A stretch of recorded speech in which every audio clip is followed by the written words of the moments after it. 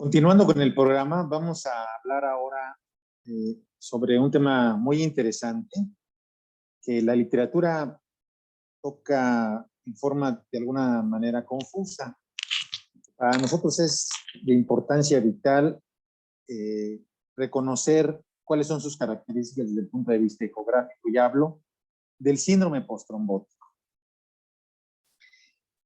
No pudiéramos pasar por alto los objetivos. Es importante como objetivos el reconocer los signos ecográficos que caracterizan el síndrome postrombótico.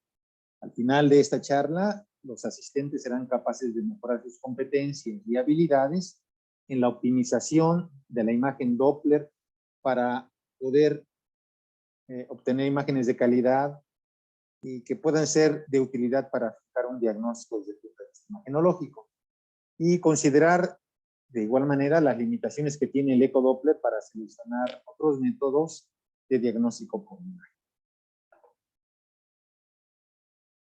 No es posible hablar de síndrome postrombótico si no hacemos referencia de algunos aspectos importantes que caracterizan a la trombosis venosa profunda. Es importante recordar que la trombosis venosa profunda pasa por varias fases durante la historia natural de la enfermedad. Su inicio, particularmente en los senos venosos, y así como en las inserciones valvulares.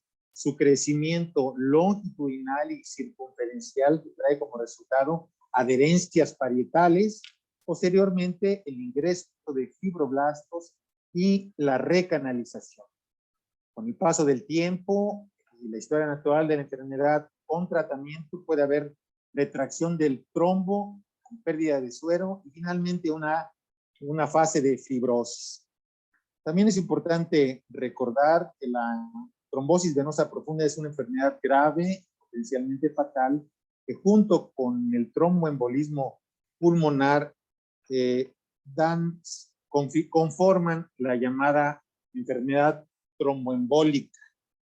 Tiene una incidencia aproximadamente la trombosis venosa profunda de 70 casos en una población de 100,000 habitantes.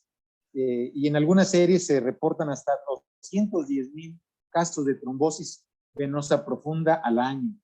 Tiene una mortalidad cercana al 30%, y muchas de estos pacientes pasan inadvertidos, pasan asintomáticos, o los síntomas son muy vagos y se confunden con otros diagnósticos.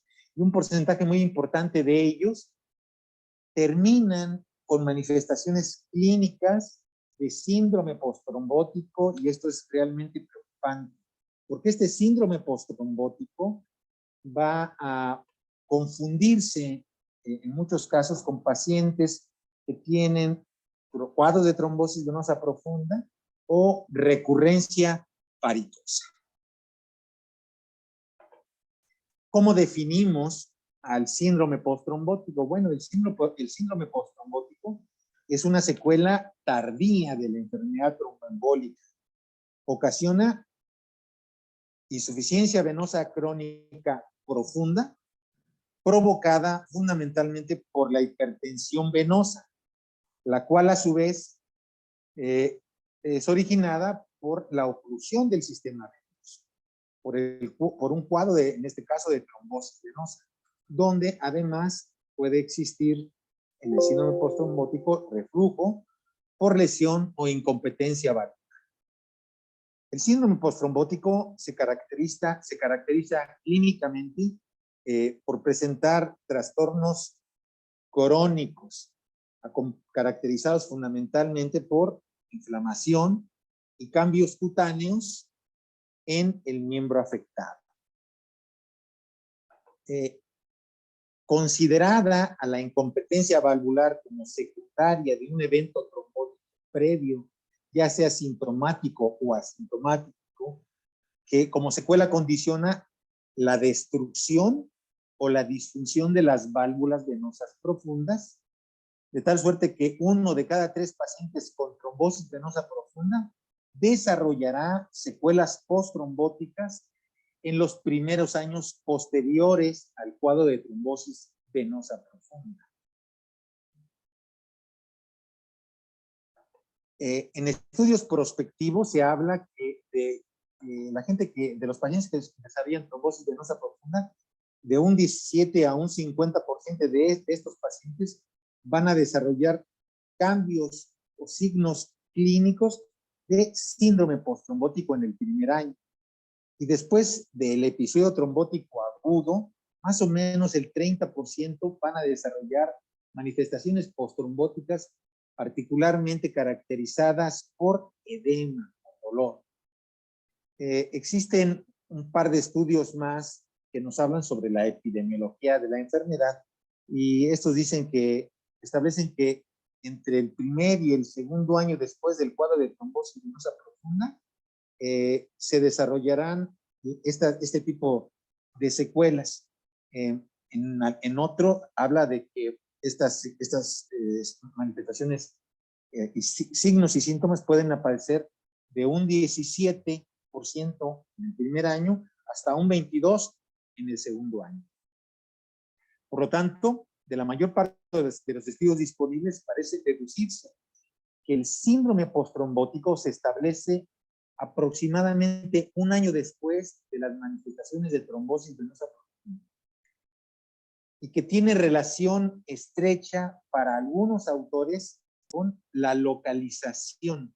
Esto es más frecuente, este tipo de cuadros, cuando la localización es más próxima. Hablo de la región cercana a la ingle, y muchísimo menos frecuente cuando el cuadro de trombosis venosa profunda se desarrolla a nivel de la pantorrilla. La incidencia acumulada del síndrome postrombótico se calcula que es de 46% después de 3 meses y su incidencia y gravedad no se modifica posteriormente. Al parecer, los hombres tienen un mayor riesgo que las mujeres de presentar ese tipo de condiciones, de complicaciones, y también conforme la edad aumenta, este tipo de manifestaciones también se hacen presente. Puede haber en mayores de 50 años hasta 1.4% más de probabilidades de desarrollarlo esto, pero puede llegar a ser tan importante como cercano al 60% en pacientes cercanos a los 80 años. ¿Cuáles son los factores de riesgo que predisponen a la presencia de trombosis venosa, de síndrome postrombótico? Sin lugar a dudas, la trombosis venosa profunda recurrente es un factor de riesgo para que estas manifestaciones se acentúen. La obesidad, una anticoagulación deficiente, así como las trombofilias. Y el estudio de las trombofilias resulta importante porque en pacientes jóvenes que están desarrollando cuadros de trombosis venosa profunda en forma repetitiva, hay que pensar en esta condición, porque cuando hay trombosis venosa profunda repetitiva en pacientes jóvenes, se deberá de poner particular atención en las vías principales de anticoagulación dependientes de antitrombina, de proteína C, así como de los inhibidores del factor tisular sistémico. Como resultado de la hipertensión venosa que sigue, se desarrolla incompetencia valvular. Lo primero que existe es cuando se desarrolla la hipertensión venosa, se trata de haber una remodelación del vaso. Esto es dilatándose. Cuando se dilata, llega un momento en que es tan importante la dilatación que se desarrolla incompetencia valvular. Y asociado a la incompetencia valvular, hay desarrollo de reflujo.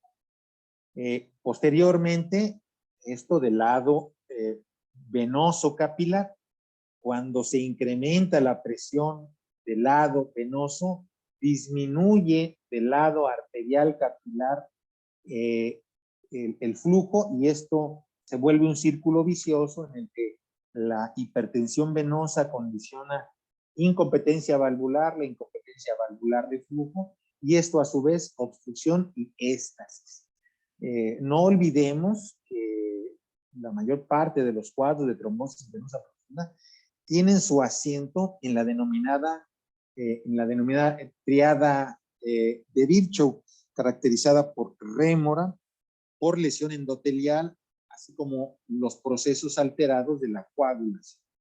Y esto a la vez trae como consecuencia la función linfática y la microcirculación a nivel de las microválvulas también se ve alterada. Hoy existen algunas otras teorías que hablan del daño de una estructura que se denomina helicocálix endotelial, de tal suerte que la lesión endotelial trae como resultado disfunción endotelial y esto modificación en la permeabilidad a nivel del glicocálix endotelial. La incompetencia valvular, como ustedes recordarán, es la consecuencia del daño sufrido por las válvulas venosas cuando el trombo se reabsorbe, cuando se recanaliza el trombo, de tal suerte que este puede llegar a resolverse en forma completa o parcial. Dependemos en gran medida de la extensión. Por eso es importante siempre que la evaluación de estudios previos, la evaluación del paciente cuando desarrolló el cuadro de trombosis venosa profunda debe de cumplir criterios de calidad y de concluirse en la clasificación de SEAR. La medición de los flujos, de los reflujos, resulta importante en su cuantificación para estudios a posteriori, después del tratamiento, evaluar esta condición de si ha habido empeoramiento o mejora.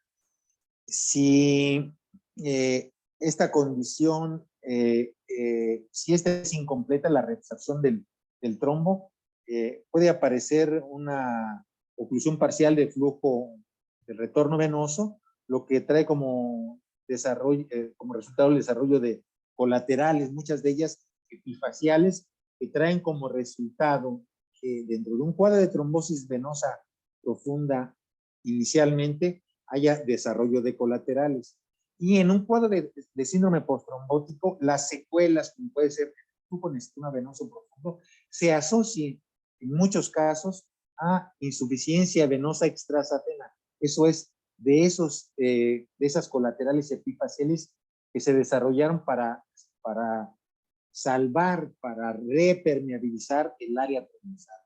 Pero también las venas perforantes pueden llegar a sufrir daño cuando existe un cuadro de trombosis venosa profunda. Por lo tanto, en la evaluación de un paciente con síndrome postrombótico, podemos enfrentar el escenario de la evaluación del daño postrombótico en el sistema venoso profundo, la evaluación del sistema venoso superficial, sea safeno o extrasafeno, secundario a la disfunción o a la insuficiencia de las colaterales epifaciales, pero también si la hipertensión fue muy importante y el cuadro trombótico se desarrolló cercano a perforantes, también puede haber puntos de fuga en el sistema perforante que traigan como resultado, si la perforante que enferma, que es insuficiente o es el punto de fuga, puede traer como resultado varices secundarias o cambios a nivel de los tejidos blandos caracterizados por hiperpigmentación, inclusive hasta úlceras. Entonces, de tal suerte que la hipertensión venosa perpetúa un flujo normal en los capilares pequeños, dando lugar a mayor filtración capilar y en unas fases iniciales donde hay enrojecimiento, edema, cambios de la piel. Pero cuando existe una microcirculación perturbada, disminuye la concentración de oxígeno cutáneo, la tensión disminuye, lo que retrasa la curación después de la lesión a la piel o conduce al deterioro espontáneo de la piel. Entonces, el trombo, de ser un trombo oclusivo, va dejando secuelas no solamente a nivel valvular, sino también parietal y endotelial. Ante la presencia de un cuadro de trombosis venosa profunda, podemos encontrar varios escenarios. Si el paciente recibió tratamiento y atención médica en forma oportuna, puede haber recanalización del trombo y esta recanalización puede dejar daño valvular venoso. Este daño valvular venoso asociarse a hipertensión venosa y por lo tanto a reflujo. Y manifestarse clínicamente como datos de insuficiencia venosa como edema o troncos varicosos clínicamente visibles y palpables o telangiectasis. Pero también puede existir un escenario en que la oclusión persista, que los elementos que juegan un papel, hablo de los estados hipercoagulables, se perpetúan porque el paciente no recibe la atención adecuada, porque el paciente no lleva el tratamiento anticoagulante de forma como se le recomienda, porque el paciente, por ejemplo, en esta época de pandemia, no haya tenido la posibilidad de acudir a la consulta con el especialista y por lo tanto el trombo haya continuado creciendo y desarrollando gran deterioro con formación de colaterales, mayor hipertensión venosa y daño hasta fases muy tardías. Desde el punto de vista clínico, se podemos reconocer una primera fase del síndrome postrombótico, donde no solamente existe edema y algunos cambios muy discretos cutáneos, como la presencia de telangiectasis. Como puede ser aquí, entonces existe aumento en la circunferencia de la pierna o discreto edema. En una etapa más avanzada, en una segunda etapa, el edema se vuelve más importante, más evidente y podemos encontrar cambios que son el resultado de la hipertensión venosa, de la disfunción endotelial, de la fuga de elementos formes al intersticio que traen como resultado lipodermatoesclerosis y atrofia blanca. Ahora bien, la lipodermatoesclerosis es un endurecimiento, la extremidad adquiere una morfología en copa de champán, dice la literatura, más angosta en la parte inferior y más amplia en la parte superior. Hay un endurecimiento de la piel que puede adquirir una pigmentación rojiza o marrón. Esta característica clínica del cambio en la coloración es el resultado del depósito de hemosiderina. Esta hemosiderina es de los glóbulos rojos que fugaron al intersticio y que se oxidan y terminan dando esta coloración parda, particularmente en el tercio distal de la pierna y se acompaña además de alteraciones, de pérdida de tejido adiposo subcutáneo, secundario a la hipertensión venocapilar, que lleva a hipoxia y a malnutrición celular. A la exploración física, bueno, son áreas cerradas, el tercio distal de la pierna, que se encuentra adherida a planos profundos y que es casi siempre indolora. Y por su parte, en esta segunda fase, síndrome postrombótico, desde el punto de vista clínico, la atrofia blanca son pequeñas depresiones de la piel endurecidas, de color marfil y salpicadas de manchas rojizas. A la inspección y a la palpación se evidencian como placas estrelladas, lisas, de consistencia esclerótica, y que pueden tener un halo hiperpigmentado. Eso es la atrofia blanca. Cuando llegan a una etapa muchísimo mayor, esto traduce que la hipertensión venosa continúa y que el paso siguiente es, desde el punto de vista clínica, la evidencia de úlceras típicamente venosas que se localizan en el tercio medio o distal de la pierna, particularmente en la cara interna. El desarrollo como estadio final del proceso hipóxico y la malnutrición cutánea de forma característica se localiza en la región perimalleolar interna habitualmente. Y puede variar de unos pocos centímetros de diámetro en las áreas intramalleolares hasta grandes extensiones comprometidas con casi toda la circunferencia de la pierna, como acabo de mostrar, donde la profundidad es variable y los bordes son regulares bien definidos, indurados, irregulares y en muchas ocasiones hiperpigmentados. El fondo de estas úlceras venosas, como ustedes ven, en general es un fondo típicamente sucio, con secreción cerosa y una cantidad variable de fibrina, con áreas de tejido de granulación. Y como ya les mencionaba, usualmente son poco dolorosas, a no ser que estén infectadas, en cuyo caso el fondo puede ser purulento, o que se superponga a algunas manifestaciones de arteriopatía periférica, que puede existir no solamente un trasfondo por hipertensión venosa, sino que también pueda haber hipoxia secundaria a insuficiencia arterial.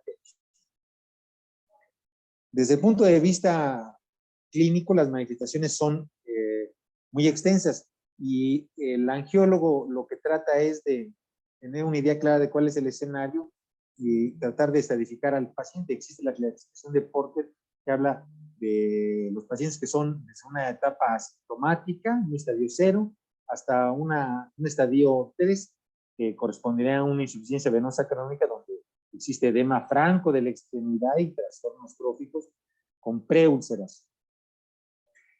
Pero desde el punto de vista integral, nosotros debemos de tomar la parte clínica y reconocer la parte clínica para al final de la exploración del mapeo venoso, también nosotros tener una mayor información agregada al ultrasonido y concluir en la clasificación de SEAP, donde el aspecto clínico es importante, donde el ultrasonido nos permite poner de manifiesto si existen cambios ecográficos que nos hablen de la etiología postrombótica, de la distribución anatómica que tiene y de la fisiopatología. Si el cuadro del síndrome postrombótico está caracterizado por reflujo solamente o por áreas de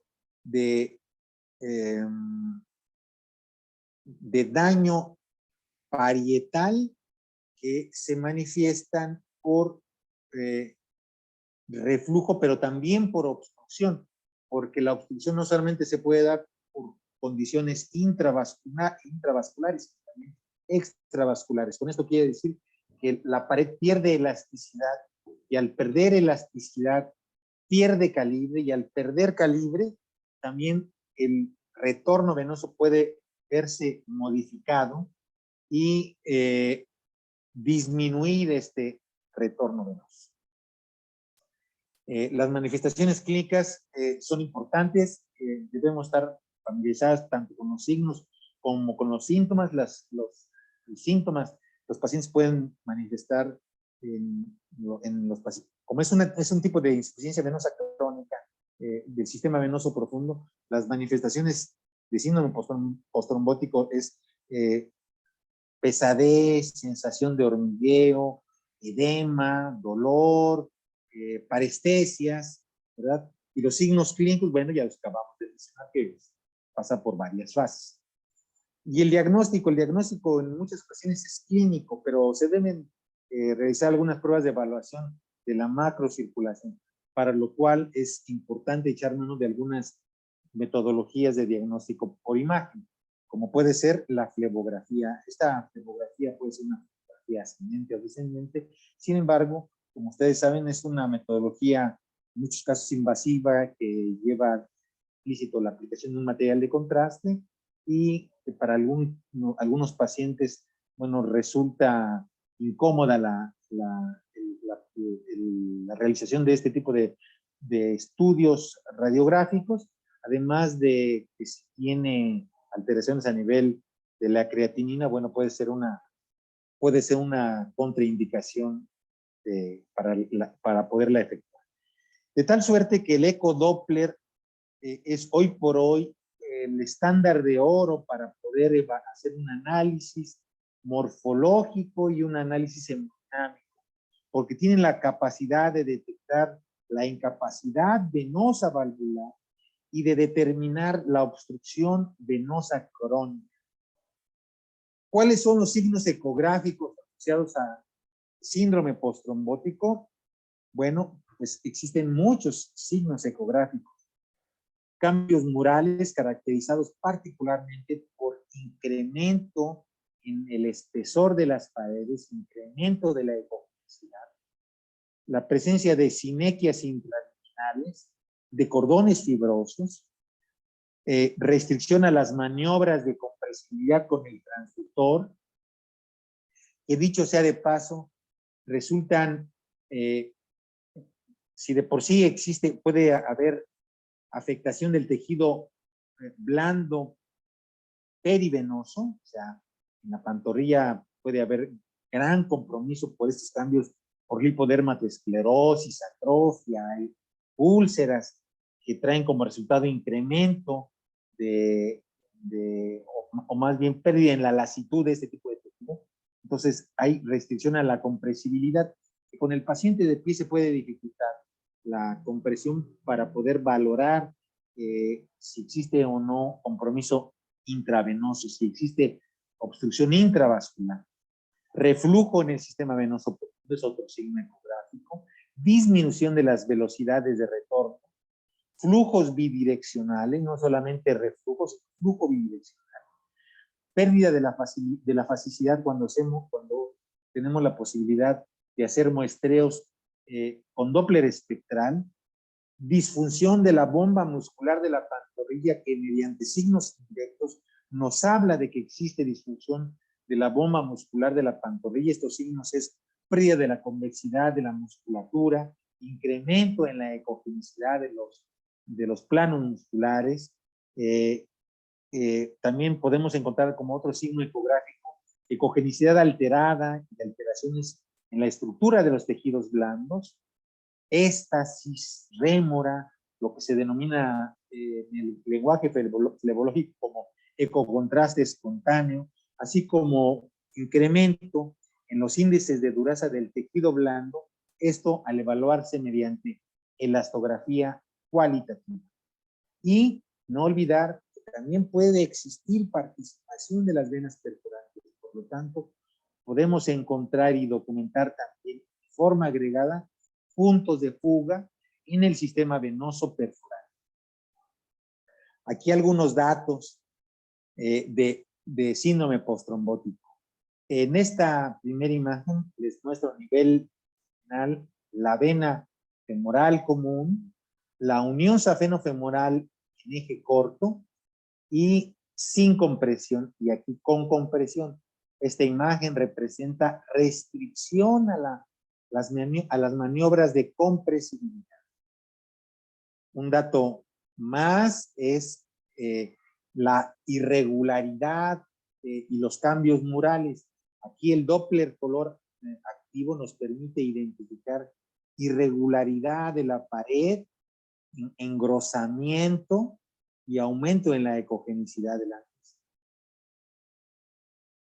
En muchas ocasiones, el trombo en el sistema venoso profundo deja algunos cordones fibrosos intraluminales mismos que pueden extenderse a otros compartimientos. En este caso es la unión safeno-femoral y documentamos cordones fibrosos intraluminales, pequeños defectos que se extienden también a la porción más cercana o proximal de la vena safena mayor cercana al aparato valvular terminal. Aquí una imagen más donde podemos ver difuminación, incremento en la ecogenicidad de las paredes, cambios murales y cordones fibrosos que se extienden no solamente cercanos al aparato valvular terminal, sino también al aparato valvular preterminal con afectación del aparato valvular y coaptación incompleta. Nuevamente, cambios murales, defectos de llenado, irregularidad de las paredes y reflujo. Son algunos signos ecográficos más que podemos ver. Y en muchos casos, aparentemente, en este caso de la confluencia femoral, y quiero abrir un paréntesis, cuando hablamos de sistema venoso no hablamos de bifurcación femoral. La bifurcación femoral es a nivel arterial. Cuando hablamos del sistema venoso profundo hablamos de confluencia femoral, porque confluyen en el sentido del retorno venoso la vena femoral y la vena femoral profunda para dar origen a la vena femoral común, donde podemos ver también cambios murales, irregularidad, engrosamiento de las paredes, y parecería que es una imagen normal, pero véanlo durante reposo y véanlo durante Valsalva. Existe reflujo. Entonces, siempre debemos de hacer el análisis en escala de grises, tratar de obtener los datos más finos referentes a los cambios morales y el análisis funcional, no solamente en reposo, sino también utilizando maniobras provocativas. Y cuando utilizamos estas maniobras provocativas y documentamos reflujo, debemos de ser muy cuidadosos en hablar de la extensión y la localización que tiene el reflujo. En este caso existe reflujo, como ustedes ven, no solamente en la porción proximal de la vena femoral, sino también en la vena femoral profunda. Y en todos los sitios donde exista reflujo, debemos de hacer el análisis de la compresibilidad y de la toma del tiempo de reflujo. Este tiempo de reflujo medido sobre el eje de las X, de las abscisas, es importante para el arqueólogo, porque cuando excede más de 1000 milisegundos, más de un segundo, es clínicamente importante y traduce cambios en la terapéutica. Por eso es importante siempre medir. Miren, este es otro paciente. Entonces, vamos a verlo durante la exploración dinámica. Hacemos el análisis del reflujo, optimizamos la caja de color en el sentido de los vasos que estamos explorando, ajustamos la caja de color y valoramos en eje largo el reflujo.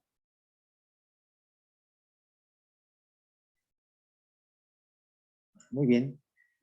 Un ejemplo más, en la región poplitea podemos ver restricción a la compresibilidad, sin compresión y con compresión, grandes defectos de llenado que no corresponden a trombosis venosa, sino corresponden a cambios murales importantes, extensos, que en muchas ocasiones resulta difícil la discrepancia entre si es recurrencia trombótica o son cambios postrombóticos. ¿Esto cómo lo logramos? Obteniendo imágenes tanto en eje corto como en eje largo, efectuando compresión, llevando al paciente a este tipo de análisis mediante la evaluación dinámica y la evaluación de reflujo, modificando el PRF, disminuyendo la velocidad.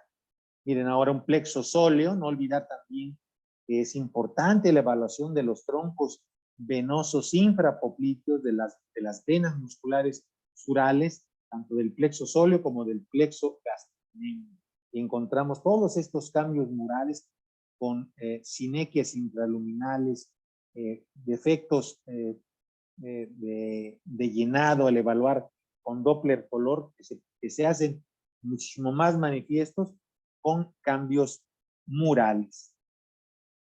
Un ejemplo más, este paciente desarrolló un cuadro de trombosis venosa profunda cercano a la confluencia femoral, que le dejó como secuela reflujo, y este reflujo se hizo evidente durante la evaluación dinámica.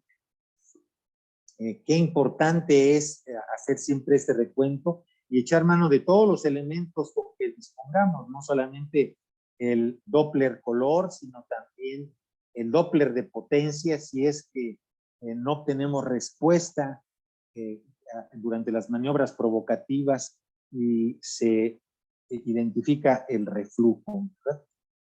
Cuando es posible y tenemos a nuestro alcance algunas otras modalidades como B-Flow, debemos también de utilizarlo. Y la presencia de perforantes no es inusual poder identificar algunas perforantes, puntos de fuga en el sistema venoso perforante. Por eso recomendamos cuando nosotros reconocemos un paciente con cambios por síndrome postrombótico, pensar que los flujos pueden estar bien reducidos, por lo cual podemos cambiar de preset a uno que maneje flujos más bajos, inclusive que el mismo preset venoso, disminuir la frecuencia del transductor, porque a más frecuencia perdemos en profundidad, entonces esto es importante para poder optimizar la imagen, aumentar las ganancias de color y de espectro, reducir el PRF, disminuir los filtros de pared, ajustar el balance o la prioridad, que también da como resultado la mejora en el color, optimizar la caja, no abrirla tanto, angularla de forma adecuada, incrementar el volumen muestra, mejorar el ángulo de insonación y cambiar, de ser posible, de Doppler color convencional a Doppler de energía o a BIF. Es también importante reconocer que queremos revisar el tema y mejorar en nuestro conocimiento. Existe una gran cantidad de información, pero un texto siempre recomendado es el texto del doctor Miguel Lobuolo de Doppler color venoso de miembros inferiores y pelvis. Algunas otras metodologías resultan importantes también en aquellos pacientes donde el Doppler color, el ultrasonido Doppler, nos queda de ver, donde las características morfológicas del paciente no son lo suficientemente adecuadas como para poder obtener la cantidad de información que nosotros queremos o tenemos duda. De tal suerte que podemos echar mano de algunas metodologías, como puede ser la angioresonancia magnética, que tiene algunas indicaciones, que puede diferenciar entre trombosis venosa aguda y cambios por síndrome postrombótico, entre la trombosis venosa profunda aguda, que llena y distiende el vaso y que es adecuadamente hipointensa, y las características de señal que lo hacen típico, ¿no? Y los cambios postrombóticos cuando ya existen remodelación del vaso, cuando existen cambios murales, cuando existe depósito de gran cantidad de fibrina y las intensidades se modifican y se incrementan.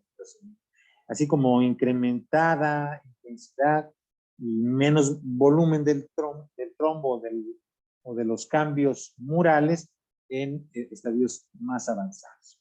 Y la tomografía multicorte, que sin lugar a dudas ha venido a ocupar un lugar importante de la mano del Doppler color, porque permite un modelado muy útil en los casos de venas varicosas, particularmente en trombosis venosas también profundas recurrentes o cambios después de cirugía o patología compleja en la fosa poplitea. También en pacientes con anatomía venosa compleja, malformaciones venosas y síndrome postrombótico. En todos estos casos es esencial lograr adicionalmente un mapeo hemodinámico venoso por ultrasonido, pero cuando aún así no obtenemos la adecuada cantidad de información, podemos echar mano de esto y poder efectuar con los softwares tan importantes que trae con diferentes transparencias, hacer una disección virtual de planos superficiales a planos más profundos y obtener información adicional. De tal suerte que agregando toda esta información que nos brinda el ultrasonido, que en algunos casos nos pueden brindar algunas otras metodologías, podemos llevar al paciente o concluir realmente cuál es el aspecto clínico, la etiología, poderla determinar con certeza si existen cambios postrombóticos ¿Cuáles son las áreas del sistema venoso profundo? ¿Cuáles áreas anatómicas del sistema venoso profundo están afectadas? ¿Qué tan extensas? ¿Cuánto tiempo de reflujo tiene? Y si además de reflujo también puede haber alteraciones a nivel de oclusión, no por trombo, o sí por trombo, y asociada en muchos casos a defectos por cambios cicatriciales intraluminales. De tal suerte que todo esto pues va encaminado a obtener mejores resultados, desde agregando el aspecto clínico, lo que nosotros podemos otorgar como imagenólogos, para que el paciente pueda ser llevado a un tratamiento, en este caso seleccionado por el angiólogo, donde este tratamiento puede ser desde el uso de medicamentos flebotónicos hasta la compresión elástica, hasta la cirugía. ¿Y qué pacientes son llevados a cirugía? Bueno, hay candidatos que tienen insuficiencia venosa crónica profunda grave, con flujos significativos y que traen como resultado gran deterioro de su estilo de vida. Esto secundario a hipertensión venosa, donde hoy por hoy se pueden hacer valvuloplastías reconstructivas, tanto directas como indirectas. Y también no olvidar la corrección de los ejes paralelos, como pueden ser el sistema de venas perforantes y también de los ejes safenos cuando existe alteración que agregue sintomatología e hipertensión al sistema venoso. Muy bien, es importante ya para terminar decir que el ultrasonido Doppler es la técnica no invasiva de elección para detectar, localizar y evaluar la disfunción valvular venosa, las alteraciones parietales y el compromiso de los tejidos blancos.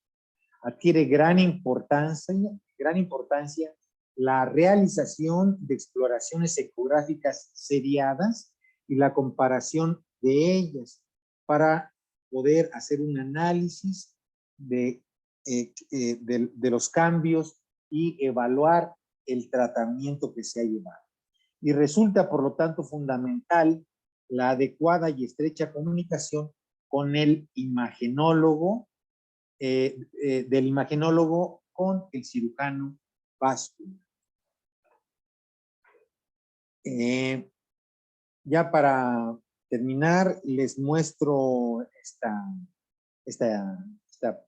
pintura que representa alegóricamente a la verdad. En este caso, el pintor más importante del academicismo francés plasma en un lienzo el cuerpo de una mujer joven desnuda que sale de las profundidades de un pozo. Como vemos, la mujer sale, aparece, gritando, aparentemente en una actitud beligerante. Gérôme, que es quien pinta a esta musa, la pinta con este látigo en la mano derecha, lo cual puede resultar extraño, como un accesorio que solo podemos interpretar como quiere castigar a quienes le insultan. En definitiva, dice Gérôme, algún día la verdad, harta de la oscuridad, saldrá al fin del pozo y fustigará a los mentirosos. Cuenta la leyenda que un día la verdad y la mentira se cruzaron. Buen día, dijo la mentira. Buenos días, contestó la verdad. Hermoso día, dijo la mentira. Entonces la verdad se asomó para ver si era cierto. Y lo era. Hermoso día, dijo entonces la verdad. Aún más hermoso está el lago, contó la mentira. Entonces la verdad miró hacia el lago y vio que la mentira decía la verdad y asintió. Corrió la mentira hacia el agua y dijo, el agua está más que fresca. Nademos. La verdad tocó el agua con ciertas dudas, con sus dedos, y realmente estaba fresca. Se antojaba entrar a nadar y confió en la mentira. Ambas se sacaron las ropas y nadaron tranquilas. No juntas, pero sí tranquilas. Un rato después salió la mentira y se vistió con las ropas de la verdad y se fue. La verdad, incapaz de vestirse con las ropas de la mentira, comenzó a caminar sin ropas y todos se horrorizaban al verla.